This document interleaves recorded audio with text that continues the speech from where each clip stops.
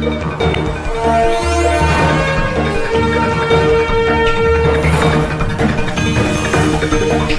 परिसरातील घडामोडी पाहण्यासाठी पाहत रहा आमची मुंबई न्यूज। शिवतारे बालिश वक्तव्य करतायत। एखादा दिवा विझण्यापूर्वी जसा फळफळ करतो तसा शिवतारेचा राजकीय अंत आता जवळ आला असं दिसतंय। शिवतारेच्या एकंदर बैठकीमध्ये कोणीही शिवतारेंचं समर्थन केलेलं नाही।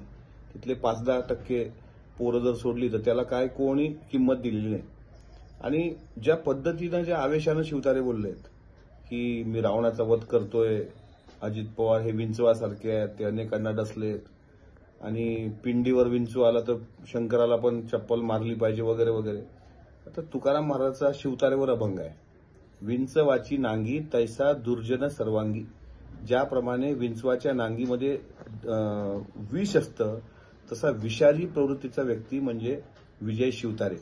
शिवतारे ज्या पुरंदरच्या धरतीचा इतिहास सांगतात ते शिवतारेंना सांगायचं आहे की तुमच्या भागातले मतदार हे मुरारबाजीच्या भूमिकेत आहेत आणि तुम्ही जे जन्माला आलात ते दिलेर खान म्हणून जन्माला आलात।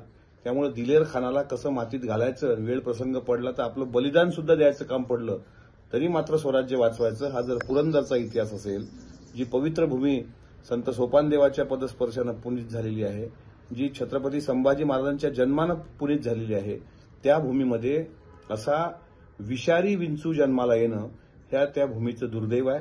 आणि शिवतारेची गुंड प्रवृत्ती काय, तर शिवतारेची टुकार जी गुंड प्रवृत्तीची पोरं आहेत ती नंतर खालच्या पातळीवर ज्या पद्धतीने ट्रोलिंग करण्यापासून धमक्या देण्यापासून करतात त्या पातळीवरची गुंड प्रवृत्ती ही राष्ट्रवादी काँग्रेस पक्षामध्ये नाही। मी नक्कीच तुमच्या चॅनलच्या माध्यमातून हे सांगतो, याला कोणीतरी मोठ्या व्यक्तीचा वरदहस्त असल्याशिवाय हा बोलू शकत नाही। कदाचित ती व्यक्ती सत्तेतली असू शकते, कदाचित ती व्यक्ती सत्तेच्या बाहेरची पण असू शकते।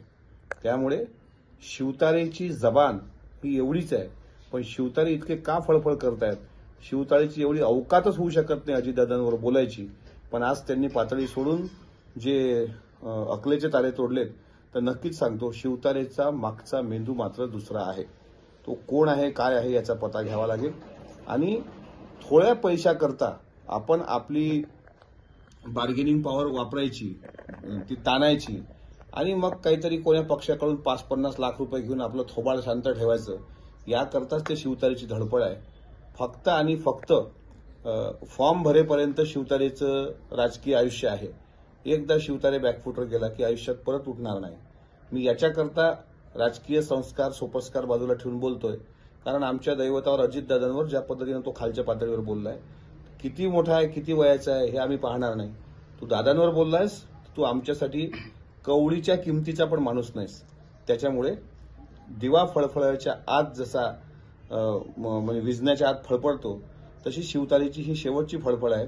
त्यांनी लोकसभेत उभं राहूनच दाखवावं, त्याला त्याची अवकात पुरंदरच्या मातीत येऊन आम्ही दाखवल्याशिवाय राहणार नाही। आमची मुंबई, आवाज महाराष्ट्राचा। आमची मुंबई न्यूजला लाईक करा, शेअर करा, कमेंट करा आणि सबस्क्राईब करा।